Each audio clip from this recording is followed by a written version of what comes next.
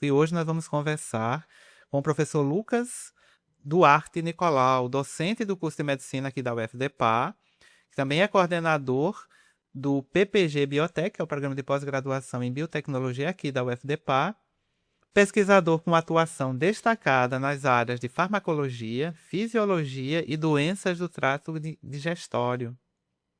Professor Lucas, e destacando ainda uma característica importante do professor Lucas, que nós estávamos conversando agora há pouco, um grande divulgador científico, depois nós vamos conversar sobre isso. Professor Lucas, seja muito bem-vindo aqui no nosso programa Nas Ondas da Ciência.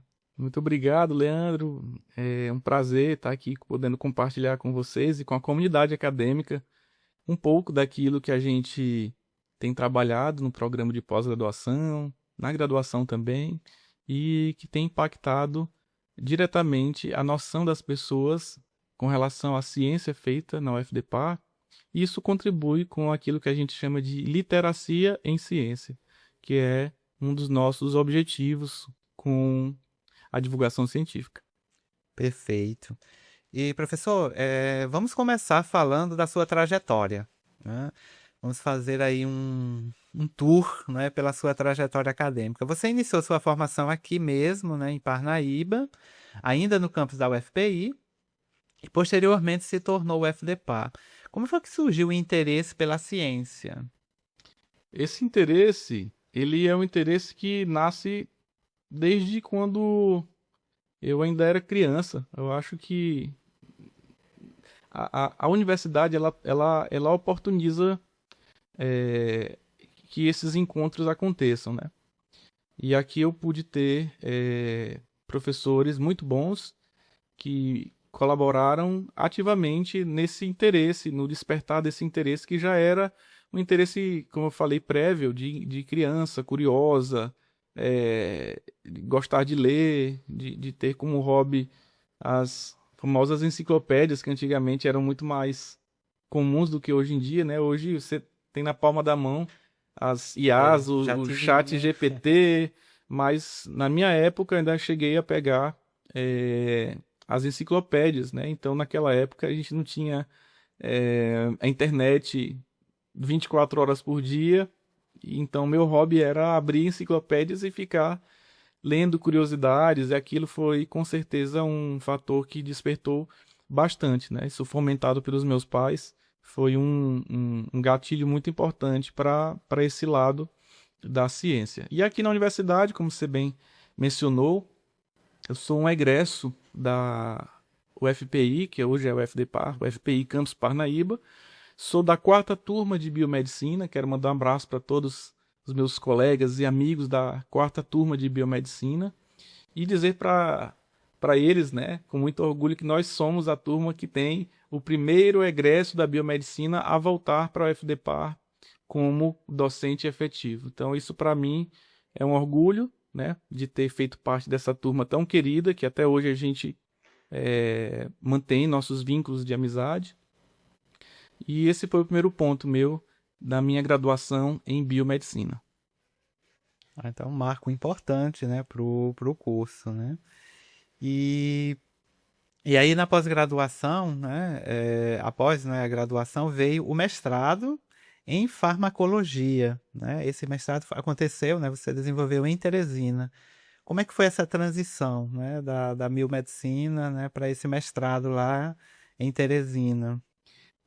Eu costumo dizer que as transições que fui obtendo na vida foram transições gradativas em várias camadas, né? Uma das camadas foi de quando a gente saiu da graduação, né? Falando da minha turma, 4ª turma, quando saímos da graduação, nós não tínhamos biotério aqui na universidade. Então, muitas vezes eu tive que me deslocar ou com a bolsa da iniciação científica, ou com o patrocínio. Graças a Deus eu tive a oportunidade e o privilégio de ter os meus pais sempre dando apoio naquilo que era necessário. Então eu tive esse contato com ciência feita com medicina experimental, utilizando roedores, na graduação, mas não era daqui de Parnaíba. Então eu tinha que me deslocar para Fortaleza para fazer isso na UFC. Já no mestrado, quando eu saí de Parnaíba e fui a Teresina, essa questão ela já foi vencida, uma vez que lá em Teresina tem um biotério central, tem já um departamento bem consolidado de ciência animal, então esse não era um problema, né, a aquisição desses animais para se fazer pesquisa. Então foi um salto importante para o meu projeto de mestrado, que também continuou utilizando medicina experimental na saúde do trato digestivo. Então, depois disso, surgiu o doutorado na UFC. Né? E ainda teve um período em Londres, né? Essa experiência internacional. Como é que foi essa experiência na tua formação? Então, seguindo esses degraus que a gente acabou de falar, fui aprovado no doutorado na UFC, e durante esse período de doutorado, uma parte dele foi feito em Londres e a outra parte, a maior parte dele foi feita em Fortaleza. Então, em 2015 e 2016 eu estive em Londres e finalizei então o doutorado lá em Fortaleza. Foi um período de muito aprendizado, como eu falei, desses degraus. Esse degrau me oportunizou trabalhar diretamente com a questão da divulgação científica. Lá em Fortaleza existem algumas, vou chamar de facilities, tá? Relacionadas à divulgação científica. Uma das facilities que me chamou muita atenção e eu pude contribuir enquanto estive lá, de forma voluntária, foi a Seara da Ciência. É um local muito interessante. Eu acredito que toda a escola da rede pública lá de Fortaleza deve conhecer a Seara da Ciência, porque é voltado para um contato com a ciência, tanto do aluno, como também da formação continuada do professor. Isso é um modelo de muito sucesso. Acredito que isso deve ser seguido de forma bem contínua por outros lugares também, por outras universidades. E foi lá que eu pude desenvolver mais ainda essa aptidão pela divulgação científica como uma competência diferente, porque acredito que nem tudo é para todo mundo. Eu, por exemplo, não tenho habilidades tão seguras assim com algumas áreas aí da ciência ou da arte, vamos dizer assim. Mas a divulgação científica ela é uma competência que pode ser aprendida, né? Então, você nasce com alguma afinidade, você tem alguma afinidade, mas você precisa exercitar isso. E é nesse exercitar que você acaba descobrindo maneiras de fazer divulgação científica que não estão bem delimitadas numa cartilha, num script. E foi nessa história que a gente incluiu a música e a arte aí como meio de divulgação científica também. Legal. E antes dessa experiência em Londres, você já tinha tido alguma experiência internacional ou essa foi a primeira? Foi a minha primeira. Eu não tinha saído do Brasil. Não sei se conta Paraguai e Argentina, porque a gente, quando vai para congresso em Foz do Iguaçu, sempre tem que ir, né? Argentina e no Paraguai. Dar uma passeada para comprar uns eletrônicos, umas coisinhas lá no Paraguai, e vai na Argentina também para poder comer um churrasco diferente lá feito pelos argentinos, né? E tomar um vinho diferente, alguma coisa assim. Mas não, a primeira vez que eu saí do Brasil para ir para um lugar mais longe assim foi no doutorado de sanduíche. Um privilégio, outro privilégio que eu tive, que foi a raspa do tacho de um programa que existia no Brasil, não existe mais, que é o Ciências Sem Fronteiras. Ciências Sem Fronteiras. Esse daí me oportunizou pegar a raspa do tacho e poder fazer esse doutorado sanduíche, que a gente chama assim, né? Uma parte no Brasil, outra parte fora, num grupo muito bom, que trabalha com esôfago, doenças esofágicas, lá em Londres, numa das 5 melhores universidades de Londres, que é a Queen Mary University. E, bem, o resultado disso, né, uma pequena oportunidade que me pôde proporcionar o governo brasileiro, surtiu e tem surtido benefícios que eu considero ainda em continuidade daquele momento da minha vida, né? Que hoje tá fazendo 10 anos que eu voltei de lá, da Inglaterra. Então, de lá para cá, muita coisa mudou. Formação continuada. Já outros alunos meus trabalham com coisas relacionadas àquilo que eu aprendi lá. E, obviamente, que todo brasileiro criativo e do modo de fazer ciência com recursos mais escassos, a gente acaba adaptando muitas coisas e fazendo a ciência não parar, né? Acontecer de forma que a gente obtenha ainda resultados de sucesso, de relevância, né? Recentemente, um aluno meu de doutorado em biotecnologia, o Luiz Fernando, publicou um trabalho descobrindo uma coisa muito interessante. Todo mundo, quando olha para o limão, né, ou para o limoeiro, olha para o limoeiro como uma fonte de fruta, né, porque o limão é uma fruta muito consumida no mundo inteiro e em vários lugares do mundo você tem variedades de limão, né, Tahiti, siciliano, limão cravo, tal, lima-limão, tem várias variedades. E todo mundo olha para o óleo essencial da casca, olha para a casca, olha para a semente, olha para o suco de limão, olha para o chá da folha, olha para... Mas quase ninguém olha para a resina que sai do caule do limoeiro. Tem alguns motivos por isso, né? Provavelmente porque quando ela tá os citrinos estão exudando, é um sinal de que a planta está sofrendo algum tipo de doença. Então isso não é um bom sinal. Mas existe uma exudação de resina que ela ocorre naturalmente. E é essa resina que foi coletada pelo grupo de pesquisa, né? E estudado como um polissacarídeo dessa resina, um polímero natural obtido dessa resina, mostrou que é protetor de esôfago humano, tá? Em modelos também utilizando roedores. Ele conseguiu comprovar e publicar com um estudo feito aqui, pensado aqui em Parnaíba, num programa de pós-graduação em biotecnologia, numa revista muito boa, a Carbohydrate Polymers, que é uma renomada revista da área de carboidratos e polímeros no mundo. Ela é muito, né, conceituada para isso, e foi publicado nessa revista. Então, mostra assim que a continuidade daquilo que foi plantado 10 anos, 11 anos atrás, tem trazido resultados e repercussões ainda importantes hoje. E depois de toda essa experiência, ainda veio mais uma experiência, né, que foi o pós-doutorado, né? E como é que foi essa experiência aí no pós-doutorado? É uma continuidade, né? Na verdade, tudo vai caminhando para esses degraus serem subidos, né? Bem, da graduação ao pós-doutorado, foi tudo... Terminava um mês, entrava o outro, já estava na outra pós-graduação, estava mudando de cidade, então foi muito intenso e muito rápido, né? Tudo isso acontecendo. Fiz em Fortaleza o pós-doutorado em Ciências Médicas, junto com o meu supervisor de doutorado, que na época era o professor Marcelo, lá na farmacologia. Porém, o pós-doutorado foi vinculado a outro programa de pós-graduação, que foi o de Ciências Médicas. Então, lá eu tive a oportunidade de desenvolver um projeto que, de certa forma, é um pouco sigiloso, né?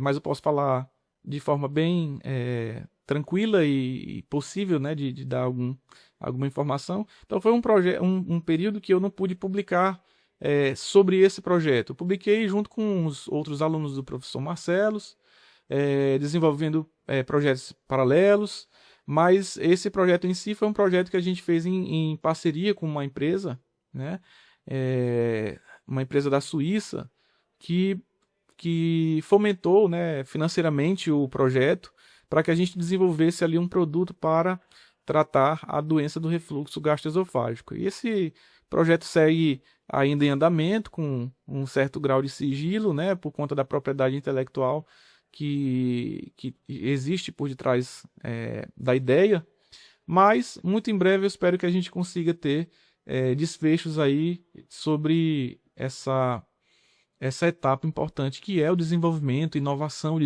desenvolvimento de produtos para o bem-estar e a saúde da população.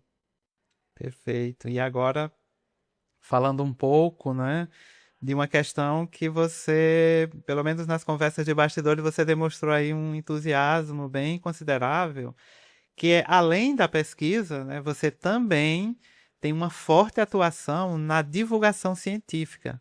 Poderia compartilhar um pouco dessa experiência aqui conosco? Isso aí é como eu falei, desde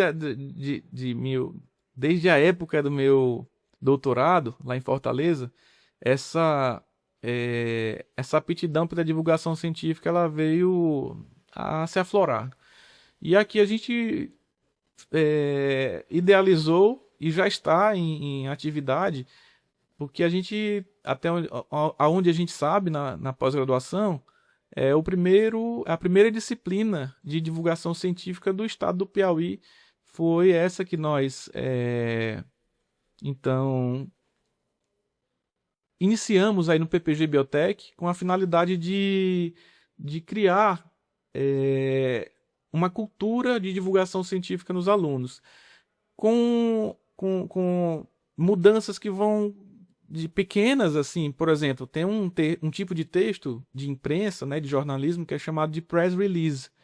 E esse tipo de texto, agora a gente está, por exemplo, nas seleções de ingresso em mestrado e doutorado do BPG Biotech, o aluno ele vai ter que fazer um press release do projeto de pesquisa dele.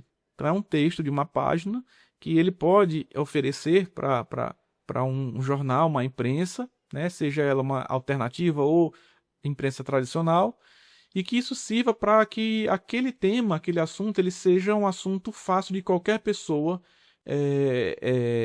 ter acesso ao que é feito. Por exemplo, costumo dizer na primeira aula de divulgação científica que se a sua avó não consegue entender o seu projeto de doutorado, provavelmente você não está entendendo o seu projeto de doutorado, porque você tem que fazer o exercício de conseguir tornar acessível aquele tema, aquele assunto, de forma que todas as pessoas consigam entender de que forma que o governo, por exemplo, está investindo na pesquisa brasileira e de que forma que ele está se tornando um retorno para a população, seja no benefício de um dispositivo, seja na noção de como funciona uma doença, seja num dispositivo que vai melhorar a interação de pessoas que têm algum tipo de limitação.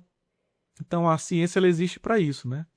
Eu acho que esse é um dos grandes problemas que existe hoje, principalmente entre os alunos, né? Essa questão de como escrever para que o público leigo consiga entender, né? Muitas vezes você tem até uma coisa muito técnica de você escrever para aqueles que compreendem aquilo, né? E esquecer um pouco aqueles que estão fora daquele seu contexto, né? Então, a ideia de popularizar a ciência, né?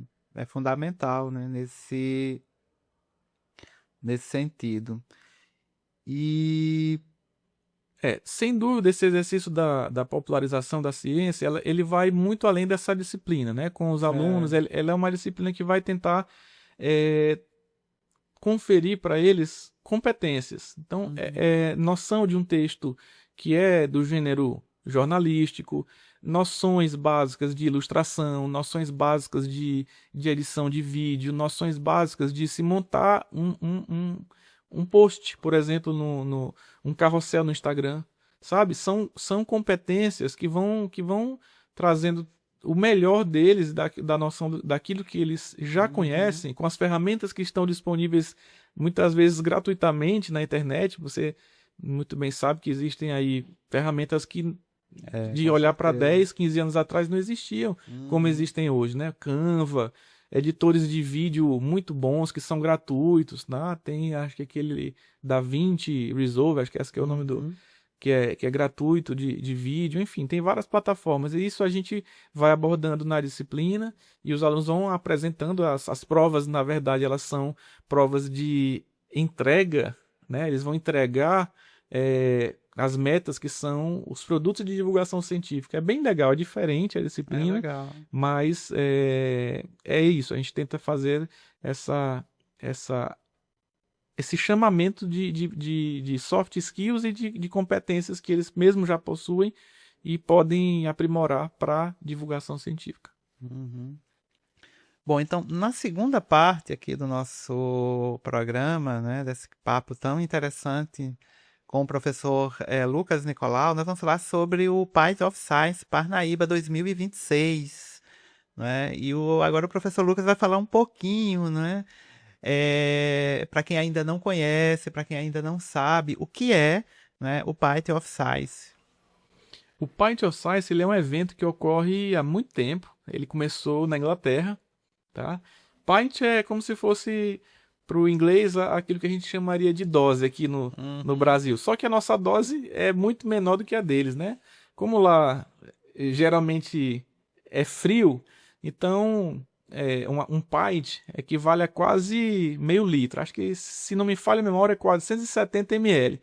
Então é um copo bem grande, né? Uma tulipa bem grande assim de vidro, e que mantém ali aquela temperatura conservada em países mais frios.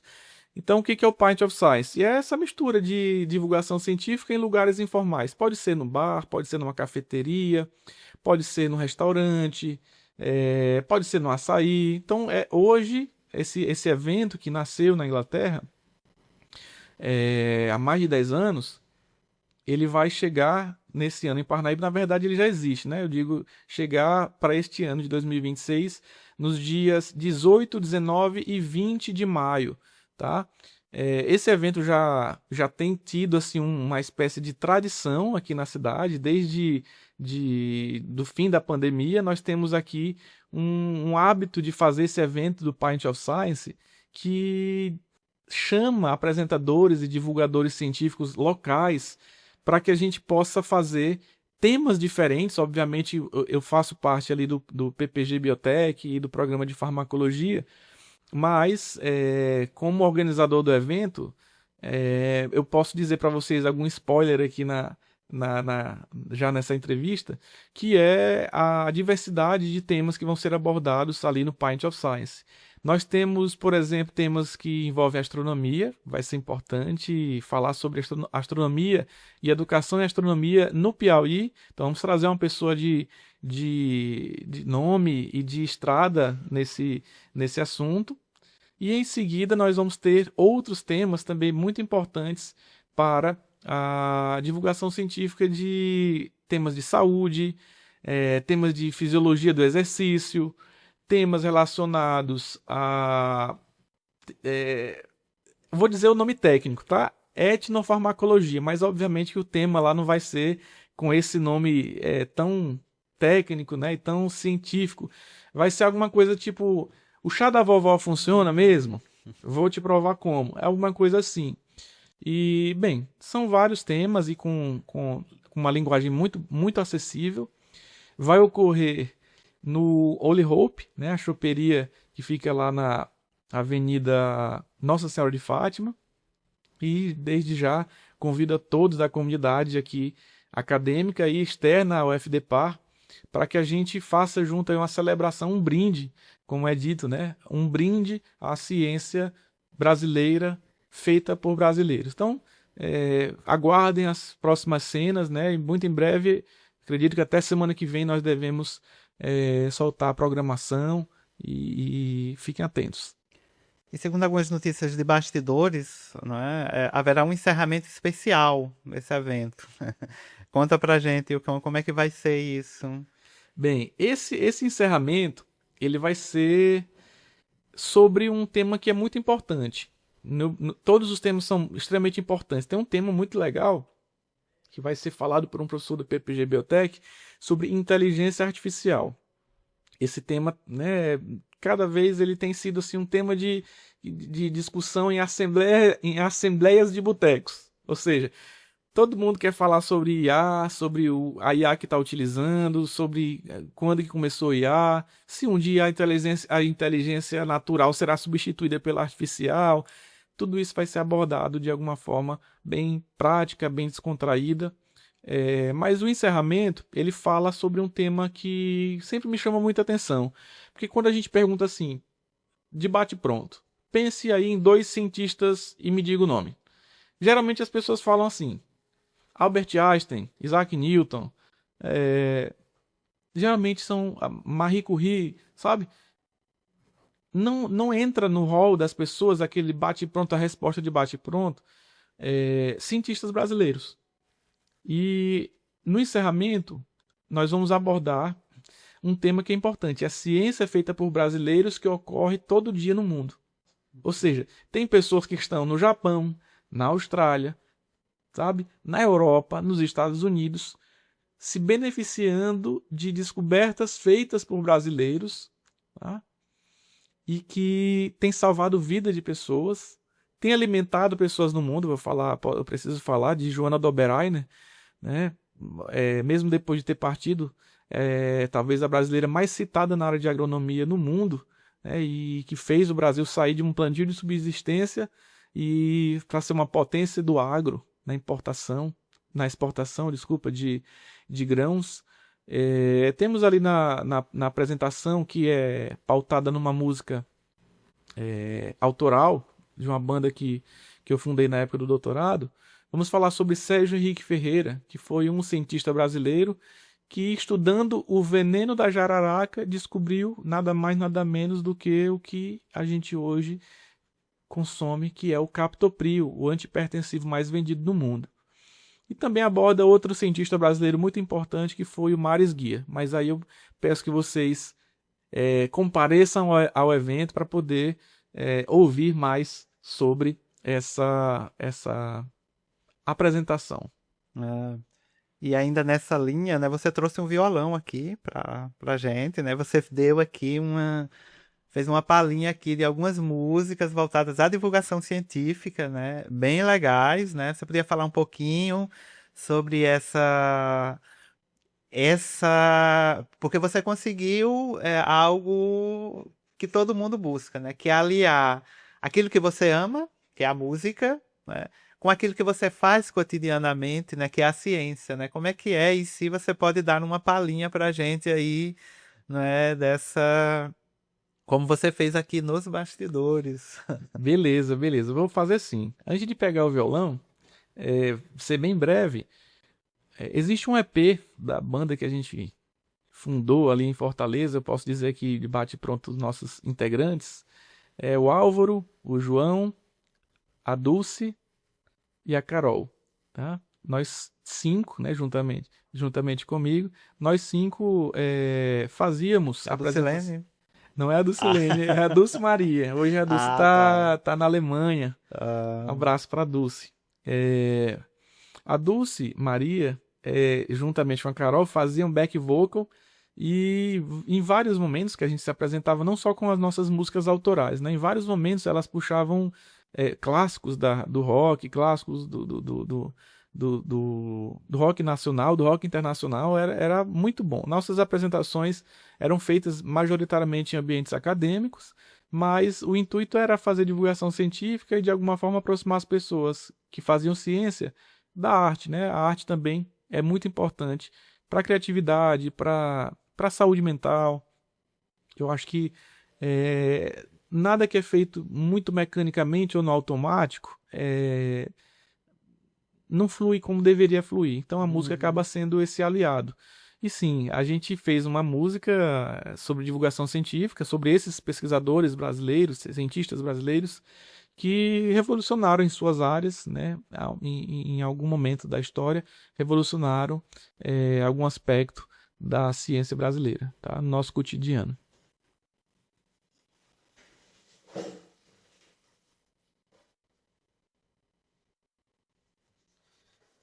O que eu posso fazer aqui de palhinha é justamente uma das músicas que a gente apresentava, né, nos auditórios, em eventos, congressos, simpósios, que é a música da ciência, que é chamada Consciência, mas esse consciência é separado, tá? Consciência. Ciência. Tá no Spotify também, foi gravada, e um pedacinho dela aqui para vocês.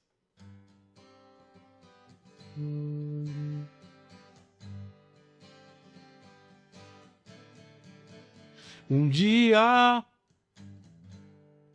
a roda era quadrada. Um dia não havia nem estrada.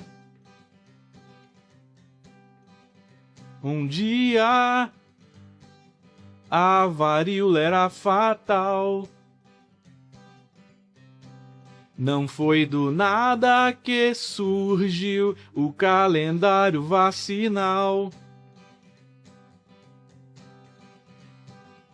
O cientista não quer nem saber se o beneficiário é você. A ciência não é magia, nem charlatanismo e nem mentira.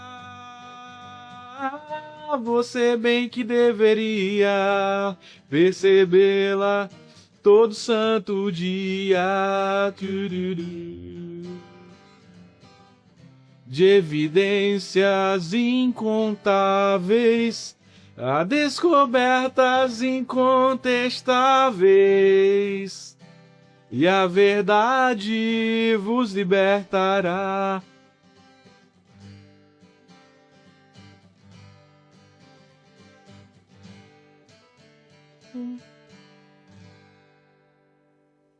Muito bom, muito bom. Tem outras estrofes, né? Essa é a primeira estrofe que fala sobre, Uhum. de forma, sem ninguém perceber, eu estou falando do método científico, né? Um dia a roda era quadrada, um dia não havia nem estrada, um dia a varíola era fatal, não foi do nada que surgiu o nosso calendário vacinal.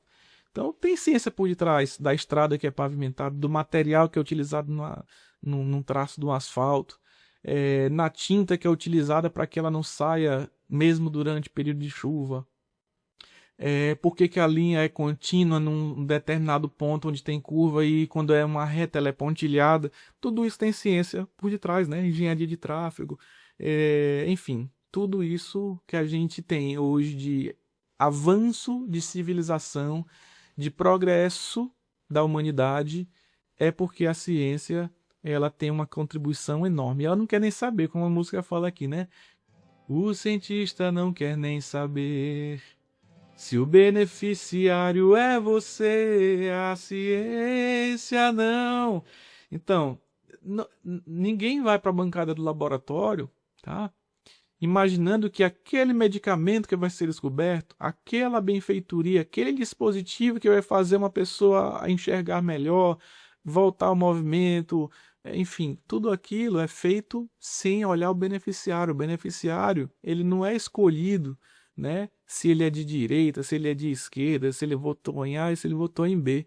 A ciência ela está em prol da humanidade, do bem-estar da população, da saúde da população e da melhoria da civilização como um todo.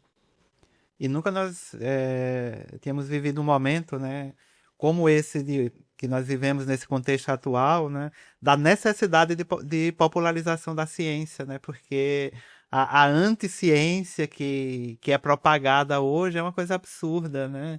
E falar a linguagem científica para que as pessoas possam entender, possam compreender, hoje é algo fundamental, né, em todo esse processo, né, de valorização do que a ciência tem feito. Né?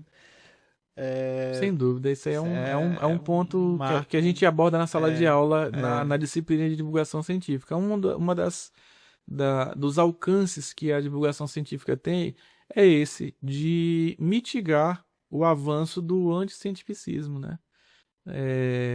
Você vê doenças que antes estavam erradicadas, né? Que a infectologia traz como erradicadas há tantas décadas, e hoje você vê o retorno dessas doenças por conta da ideia, né, do anticientificismo com relação às vacinas, né? E isso tem tido uma repercussão mundial, né? Vários relatos documentados, não são relatos de disse-me disse ou que chegou no WhatsApp, por exemplo.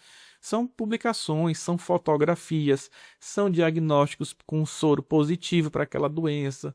Então, não tem o que contestar. A gente lida num momento da humanidade que a informação ela está tão pronta, assim, as pessoas estão com tanta informação na palma da mão que tem confundido a informação com a formação. E a formação acadêmica que a gente confere aí aos nossos alunos é justamente um motor, uma mola propulsora para que esse anticientificismo ele tenha ali seus pontos de mitigação através da formação desses nossos alunos. Com certeza, né? E para quem gostou, né, que curtiu aí as músicas aí, essa palhinha que o professor Lucas nos deu aqui, já vou deixar um spoiler, já que nós estamos falando de spoilers, né? Eu já conversei aqui com o Lucas, aí ele vai vir aqui, aí nós vamos fazer um programa especial falando só sobre a banda, falando só sobre música, e com certeza vai vir muita música por aí interessante aí, produzida aí pelo Lucas, né? Muito Então, bem, eu acho que eu vou ter que contactar os outros integrantes para a gente é, encher essa sala aqui pois é, e a gente vai Shell, fazer uma palhinha fazer melhor aqui, um viu? show completo. Muito bem. Bom, gente, então nós estamos chegando ao final, né, de mais nas Ondas da Ciência. Hoje tivemos a alegria de receber o professor Lucas Nicolau, que vem desempenhando um papel tão sólido na produção da ciência e principalmente na popularização dela, né? Que esse trabalho continue, né? Em um momento tão necessário hoje, né? De se falar mais de ciência, de se falar de ciência em uma linguagem que as pessoas possam entender. Então, desde já, né, agradecemos muito, né, o seu empenho de vir aqui conosco, partilhar um pouco da sua trajetória acadêmica, mestrado, doutorado, pós-doutorado, e também esse importante trabalho de popularização da ciência. Eu que agradeço mais uma vez o convite, Leandro, quando a gente conversou ali, não lembro quando foi o nosso primeiro contato com relação a esse momento da entrevista, mas eu disse, pode contar comigo que a gente uma hora vai organizar a agenda para poder fazer essa entrevista. E aí aproveito para falar sobre divulgação científica, é que a gente muito em breve também deve lançar um livro do programa de pós-graduação em biotecnologia sobre divulgação científica, feita com... dando um spoiler aqui para vocês, né? Cheio de spoiler hoje o programa. Eu quero trazer ele aqui para a rádio quando tiver publicado, tá? É um livro que fala sobre uma fábula, tá? Uma fábula de um guará que vai acabar apresentando de uma forma bem lúdica e bem interessante a universidade e, em especial, o programa de biotecnologia da nossa universidade, que tem aí seus mais de 15 anos em funcionamento, né? E a gente já sente que é um momento a gente poder fazer divulgações e extensão desse programa de uma forma que todos os professores lá do programa de biotecnologia tenham ali esse livro como uma ferramenta de divulgação do programa, da linha de pesquisa, da universidade, de curiosidades do Piauí. Tá bem legal. Eu não posso dar muito spoiler porque vou acabar falando do livro aqui. Mas fica para uma outra oportunidade. Obrigado mais uma vez, estou à disposição sempre que precisarem. Com certeza vamos fazer um programa especial também só sobre o livro quando for o lançamento. Bom, e você, nosso ouvinte, continue sintonizado aqui na Rádio Universitária UFDPar em todas as nossas plataformas e te aguardamos no próximo, nas Ondas da Ciência. Até mais.